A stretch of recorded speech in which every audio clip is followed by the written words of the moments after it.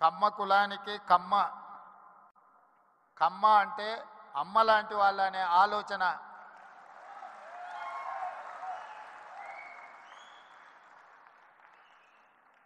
అమ్మ అంటే ఆకలి మీద వచ్చిన ఏ కొడుకునైనా ఎవరినైనా కడుపు చూస్తుంది, ఆకలితో ఉన్నాడేమో ఏమైనా పెడదాము అని.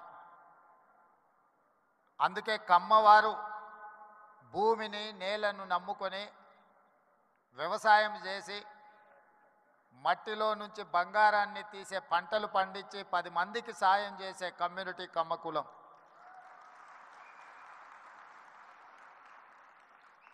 అందుకే ఒక సినిమాలో కొండ మీద అమ్మోరు కొండ కింద కమ్మోరు అని అన్నారు.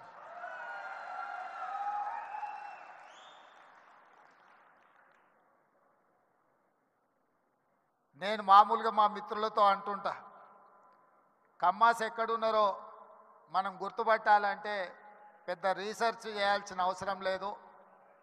సారవంతమైన నేల, సమృద్ధిగా నీళ్ళు ఎక్కడ ఉంటాయో ఎత్తుకుతే అక్కడ తప్పకుండా కమ్మాస్ ఉంటారని చెప్పి, అది ఇవాళ కర్ణాటక అయినా, తమిళనాడు అయినా, తెలంగాణ అయినా, ఆంధ్రప్రదేశ్లో అయినా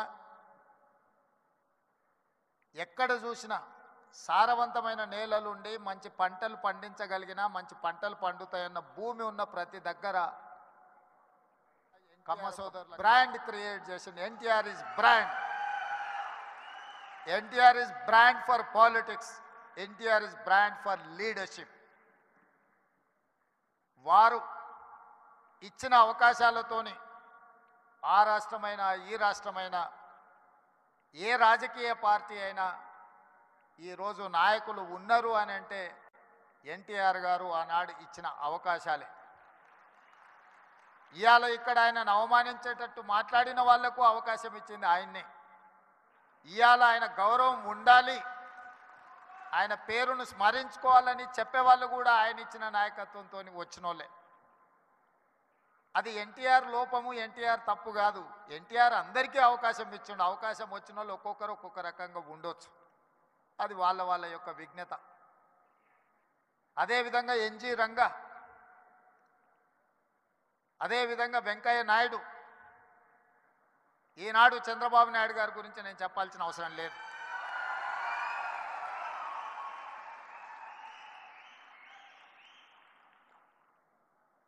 ఈ దేశంలో కాంగ్రెస్ పార్టీకి ఎదురే లేదు. బలమైన నాయకురాలుగా శ్రీమతి ఇందిరాగాంధీ గారిని ఎదుర్కొనే వాళ్ళే లేరు. అంత బలమైన నాయకత్వాన్ని అందిస్తున్నప్పుడు ఎన్టీ రామారావు గారు ప్రవేశపెట్టిన సంకీర్ణ రాజకీయాలే ఇవాళ దేశాన్ని ఏలుతున్న వాళ్లకు అవకాశాలు ఇచ్చినాయన్న సంగతి మరవకూడదు. రామ్మోహన్ రావు గారికి గుర్తుండి ఉండాలి,